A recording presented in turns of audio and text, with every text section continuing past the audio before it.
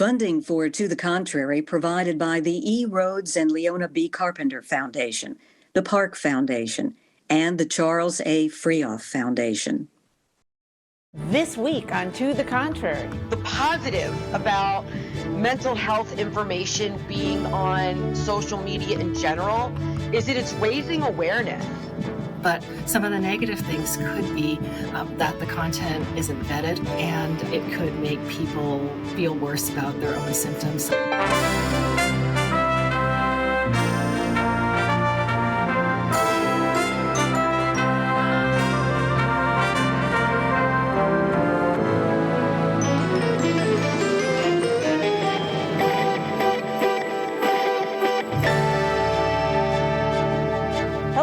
I'm Bonnie Urbay. Welcome to the Contrary, a discussion of news and social trends from diverse perspectives. TikTok has become a popular place to share symptoms and advice for people seeking information about mental illness. Some critics warn against potential harm. This can be especially relevant for women who are more likely to be diagnosed with anxiety and depression and whose ADHD is more likely to go undiagnosed. New research shows the majority of videos about ADHD on TikTok are scientifically inaccurate. One of the issues is cost. Social media are free to access, which expands the audience for people of color. With us to discuss this is Dr. Amori Mikami, one of the authors of the study, and Dr. Joanne Broder, a fellow of the American Psychological Association. Hello to both of you, and thank you for joining us. Thank you, Bonnie. It's an honor to be here. Thank you. Thanks both of you for coming. So let's get right into it. First, let's start with gender and color differences. How are the results of this study? What are the results, and what does that tell us about gender, different interpretations of things affecting gender, and racial interpretations of things affecting race? I was one of two psychologists who rated the top 100 videos with the hashtag ADHD on TikTok. We found that only about half of them aligned with DSM diagnostic criteria for ADHD. Similarly, among those that promoted a treatment, only about half of them were treatments that professionals consider to be empirically supported. Then we showed young adults some of the psychologists rated videos. The young adults who generally watched more ADHD TikToks thought these videos were better quality, and they also tended to overestimate the population prevalence of ADHD more and think that people with ADHD had more severe symptoms. After watching the TikToks we showed them, people with a self-diagnosis of ADHD became more confident that they had ADHD, while people with no suspicion of ADHD also started to wonder more if they might, in fact, have ADHD. ADHD is underdiagnosed or misdiagnosed more often in women. We also know that racialized people, at least in the United States and Canada, tend to also be misdiagnosed or underdiagnosed with ADHD. So the reason why I think this is relevant is that if the typical sources of mental health information or healthcare have access barriers for those groups, then it probably makes sense that a source like TikTok might be more accessible and relatable. Now, what you said, it's misdiagnosed and underdiagnosed in the general population. Either one of you or both of you, why? Why is that? Not just ADHD, but I think a lot of mental health issues in general are really misused in the media and exaggerated. Like, let's say if somebody does something that's selfish, all of a sudden they're a narcissist.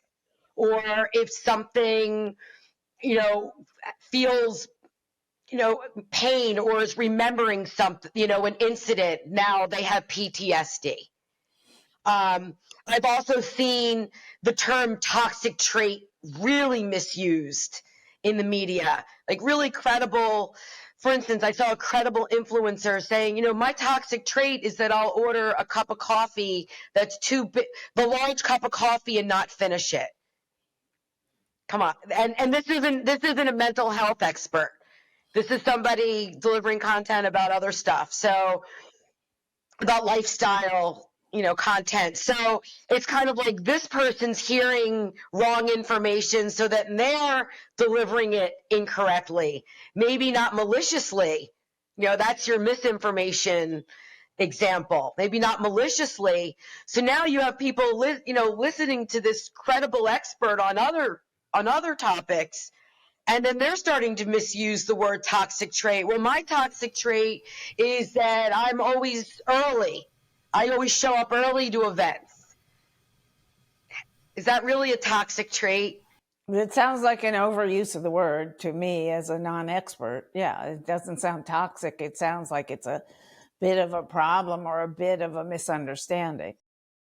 Well, going back to your question about why it is that women or girls or racialized folks might be misdiagnosed or underdiagnosed, I think it relates to a lot of the barriers that we have to accessing equitable access of healthcare in the United States and in Canada too, which is where I now live. There's, financial barriers, but even beyond that, like logistical barriers in terms of knowing how to navigate the complicated system, making an appointment, getting to an appointment, taking off work, or having childcare responsibilities that might, interfere from you going to that appointment.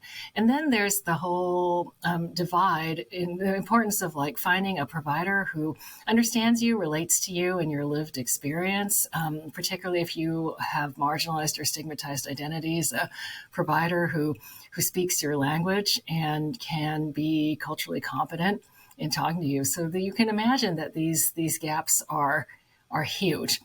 And women, in particular, also do have a history of being ignored or in the medical system or having their concerns not taken seriously. So I do think this is part of it. I also think some of it is that ADHD in girls relative to boys tends to be more likely to be the inattentive type, the daydreaming, lost in your thoughts. Whereas in boys, they're more likely to be, statistically, be running around and interrupting people and also having those co-occurring conduct problems like fighting, aggression. And that's the stuff that really catches the attention of parents and teachers and gets you referred to the school psychologist pretty fast. So yeah, those are what I think some of the challenges are in equitable diagnosis and access to treatment. Is there anything good about this trend, even if the net, so to speak, is drawing in too many people who are not affected by these psychological conditions, whatever you want to call them? The positive about mental health information being on social media in general is that it's raising awareness. I think about it. It's almost like it's being delivered. If DoorDash suddenly just showed up at the studio delivering a food you've never tried, you might try it. So people are getting information and they're being exposed to content, and it might be relatable to them. Oh, that sounds like my uncle. That sounds like my friend. So they're learning about it so at least they're being exposed to it. I mean, the good part, so they're being exposed to it. I think it's what they're doing next with the information. It's kind of like, okay, you're learning about this term. You're learning about, you're learning about, let's say, narcissism. You're learning about ADHD. So rather than just listening to what you hear on TikTok or Instagram, when you do a dig deep, when let's say, oh, I want to learn more about this, and so I'm going to Google it. Are you going to the right sources? Are you going to sources like the American Psychological Association, the National Institute of Health? There's a lot of incredible, nonprofits that specialize in these, in different subtopics and different subspecialties and issues.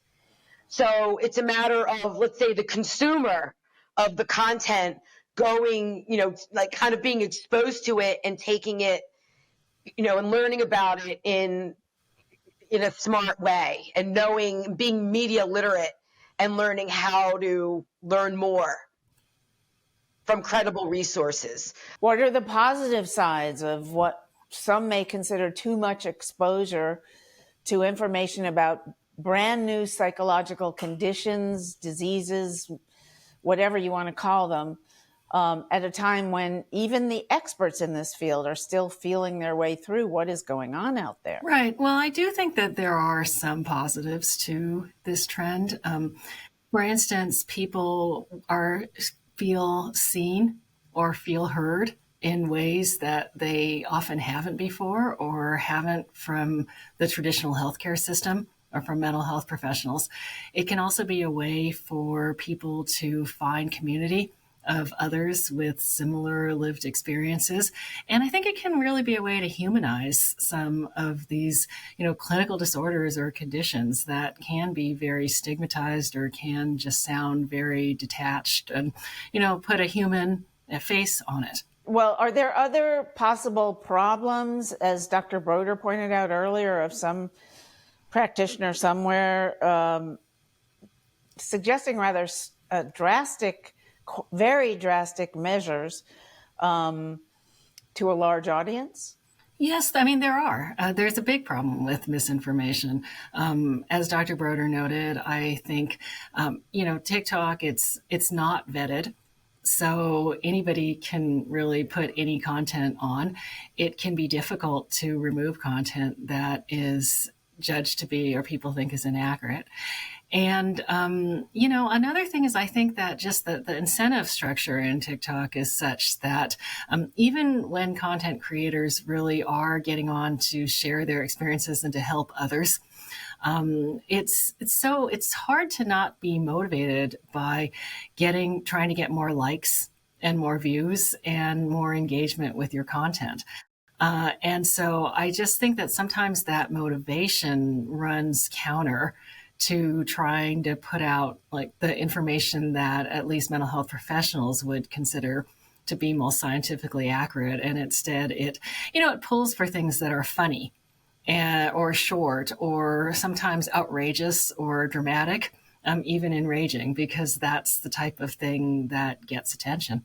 I was going to say, yeah, to add to that, I know that really, I know everyone's all about the likes. It's all about, what's going to go viral.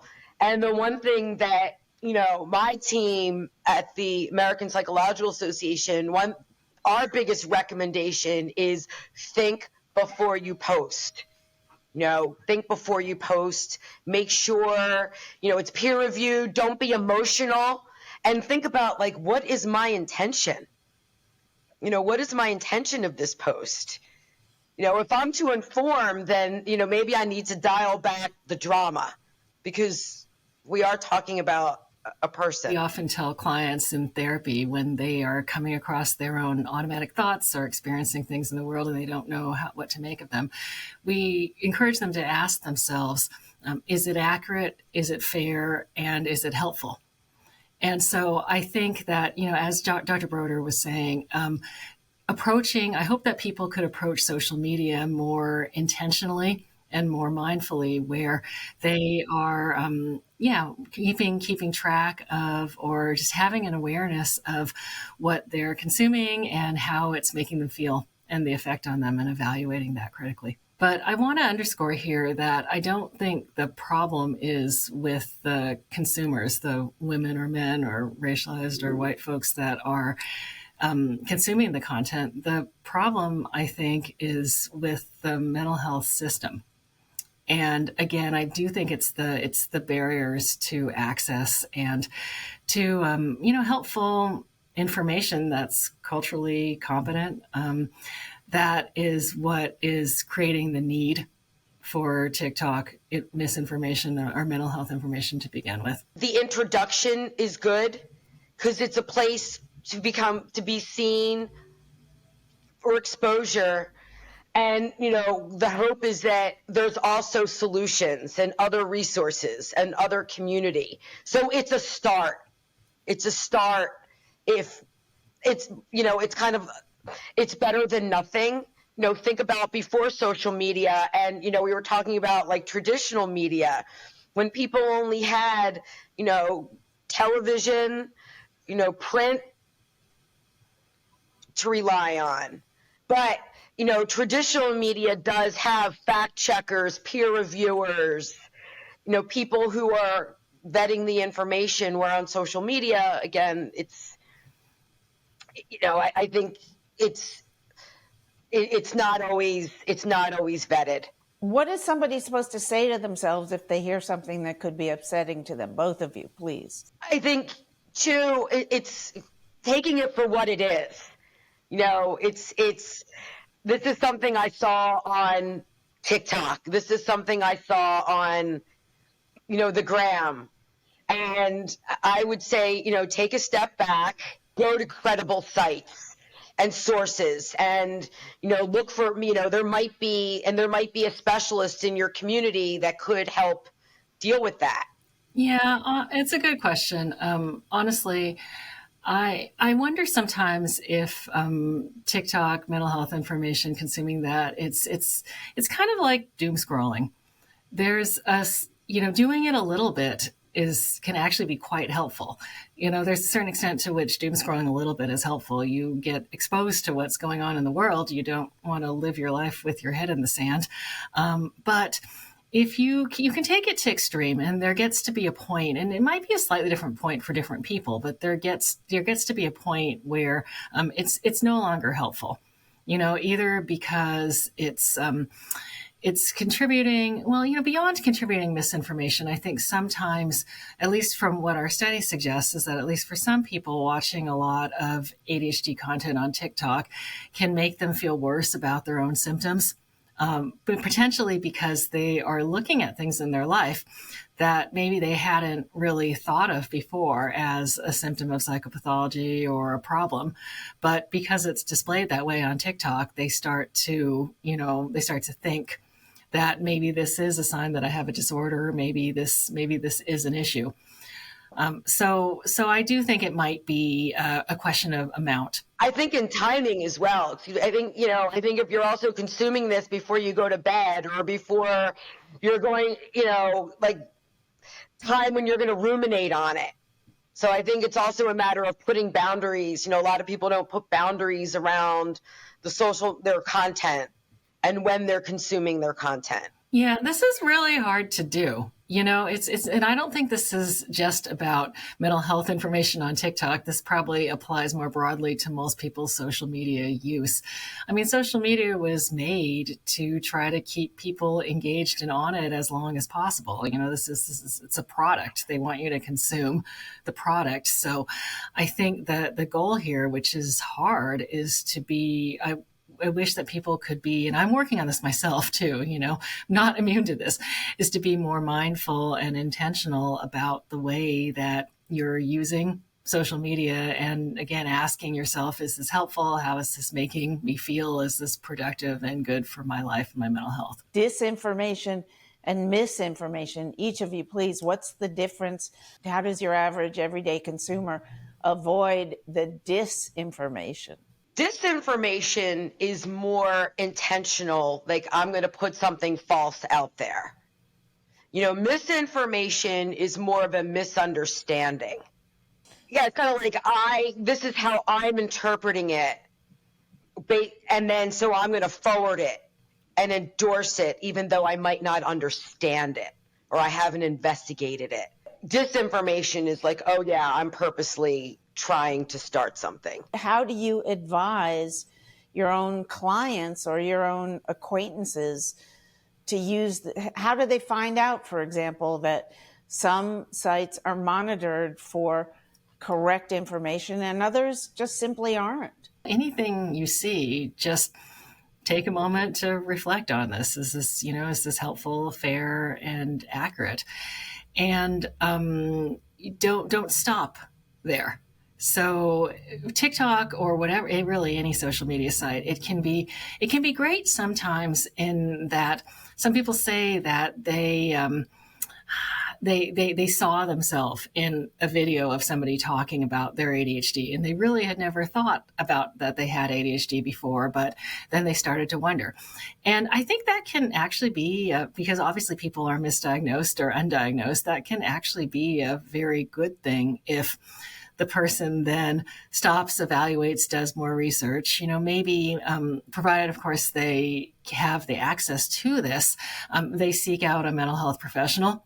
And, they could bring to the mental health professional and say, hey, I saw this on TikTok and it started to make me wonder, and it motivated me to get a more formal or thorough evaluation. So I think that's actually a good outcome. But the more negative outcome is when people they hear things and then they decide that it applies to them, and then they stop there. Doctors, to both of you, please, anxiety and depression seem to be perhaps diagnosed more differently in the two genders. I'm sure there are racial differences too. What are those differences, and how should people who are just sitting at home with a laptop find out what websites are likely to be more reliable? Well, anxiety and depression, as you noted, they are more commonly diagnosed in women than in men. And, there could be a lot of reasons for that. But, like ADHD, one possibility is that this is an area where men are going more underdiagnosed or misdiagnosed, possibly because of gender norms and socialization, being that it's less appropriate to express those types of, sad or anxious feelings. In terms of where to turn to for help, if going to a mental health professional isn't feasible or accessible, or sometimes there's really long wait lists too, I would say think about the sources of the information that you're finding online. Look for a trusted source. Organizations like APA, Dr. Broder's Association, and there's others too, often put out fact sheets or public psychoeducation about different disorders or different conditions. So that's probably a good place to start if you're looking for things that have been more vetted by the scientific community. And Dr. Broder, your thoughts, particularly with regard to racial differences, different communities, different cultures in America and Canada, everywhere? It depends. It depends on language and access and kind of who is influenced in different, who's a source of influence in different cultures. So again, and I think it's going back to, the credibility. Like if you're exposed to something, it's a matter of, learning, distinguishing, is this fact and research, or is this somebody's opinion?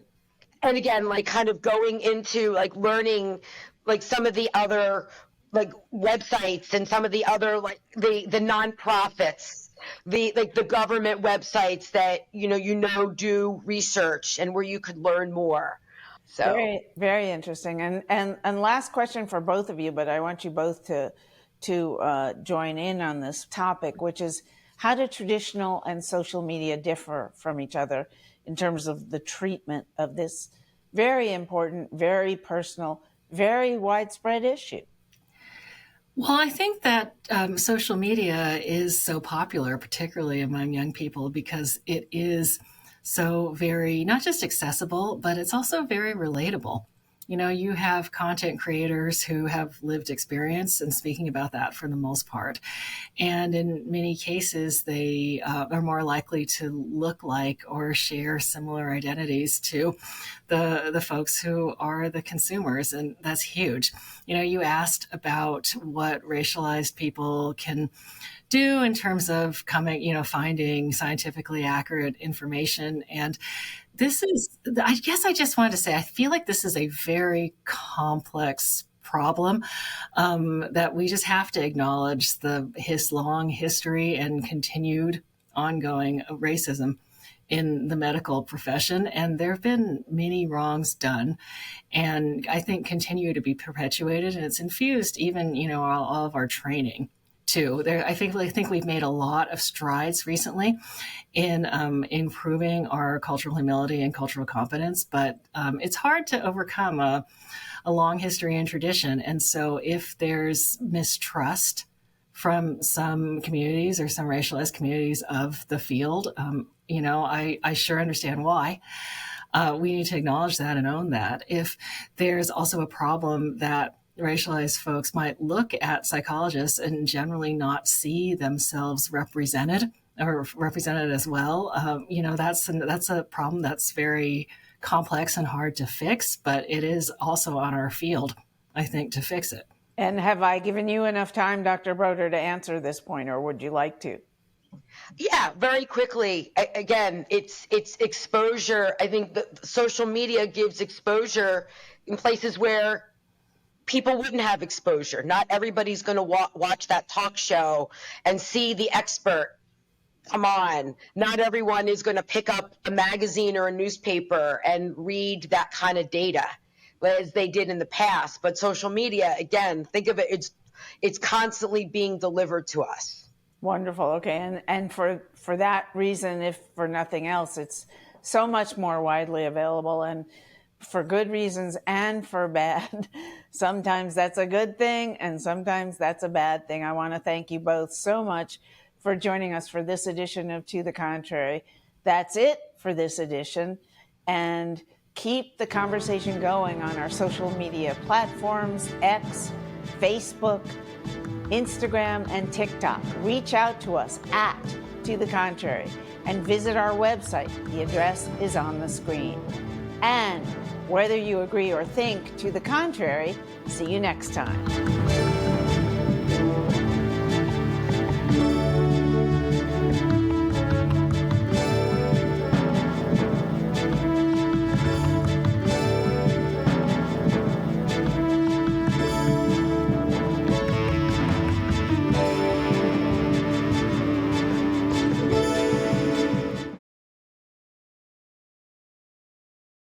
Funding for To the Contrary provided by the E. Rhodes and Leona B. Carpenter Foundation, the Park Foundation, and the Charles A. Freoff Foundation.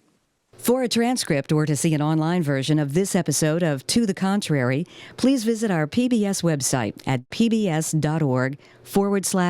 the Contrary.